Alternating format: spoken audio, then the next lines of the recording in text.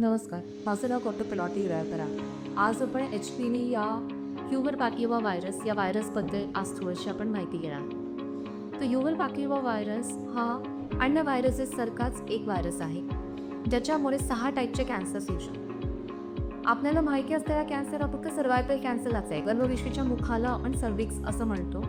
तर फक्त हाच कॅन्सर नाही तर हा HPV व्हायरस 6 प्रकारचे कॅन्सर्स करू शकतो. त्याच्यामध्ये आधी तोंडाचा कॅन्सर, घशाचा कॅन्सर, लघवीच्या जागेचा, मुलांच्या लघवीच्या जागेचा कॅन्सर, वल्बुलर कॅन्सर, वेजांगल कॅन्सर, सर्वायकल कॅन्सर आणि ॲनल कॅन्सर म्हणजे स्तनाच्या जागेचा कॅन्सरसुद्धा होऊ शकतो. तर हा कॅन्सर हा जसा HPV व्हायरस जसं कोविडच्या व्हायरसची आपल्याला माहिती होते की काही स्ट्रेन्स आहेत जसं अल्फा आला होता, ओमिक्रॉन आला होता, तसंच HPVचे पण भरपूर प्रकारचे स्ट्रेन्स असतात.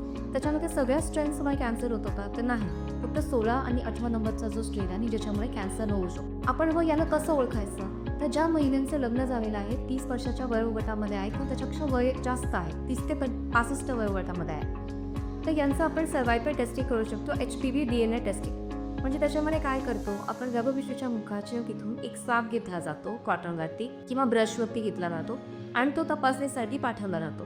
तर ही तपासणी केल्यावर की आपल्याला कळतं की आपल्याला HPVचं इन्फेक्शन किंवा हा व्हायरस आपल्या इथे आहे की नाही.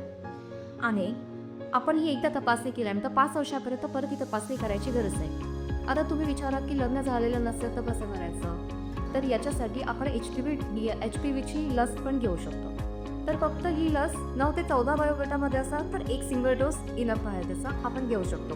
पण 15 ते 45 वयोगटामधला आता 2 किंवा 3 डोस घेणं गरजेचं आहे. जर लग्न झालेलं असेल आणि लसीकरण घ्यायची इच्छा असेल तर तेव्हा आपण सांगतो की पहिल्यांदा HPV DNA टेस्ट करून घ्या. जर निगेटिव्ह असेल तर तुम्ही लसीकरण घेऊ शकता. हे लसीकरण पूर्णपणे सुरक्षित आहे. याच्यामुळे कुठल्याही प्रकारचा त्रास होत नाही. जास्तीत जास्त हातामध्ये दुखणं किंवा ताप येऊ शकतो. हे लसीकरण घेताना जर तुम्ही पाळीमध्ये असाल किंवा पिरियड्समध्ये असाल तरीही एक सुरक्षित आहे. प्रेग्नेन्सीमध्ये आम्ही सांगतो की नका घेऊ. लॅक्टेटिंगमध्येच म्हणजे दूध जे बाळाला पाजत आहे अशा महिलांना पण हे सुरक्षित आहे, देऊ शकता. जर पहिला डोस घेतला आणि नंतर कळालं की बाबा प्रेग्नन्सी आले तरी काही टेन्शन घ्यायची गरज नाही आहे. आपण दुसरा डोस अवॉइड करू शकतो. आता आपण थोडेसे लक्षणे समजून घेऊ की जेव्हा सर्वायकल कॅन्सरचं आपण म्हणतो की हे व्हायरस झाला आहे आपल्याला कसं कळणार, अगोदर ते लक्षणं आहेत का? तर हा व्हायरस आपल्याला आला किंवा याचं इन्फेक्शन आपल्याला झालं तर लगेच त्याची कुठलीही लक्षणं दिसत नाही.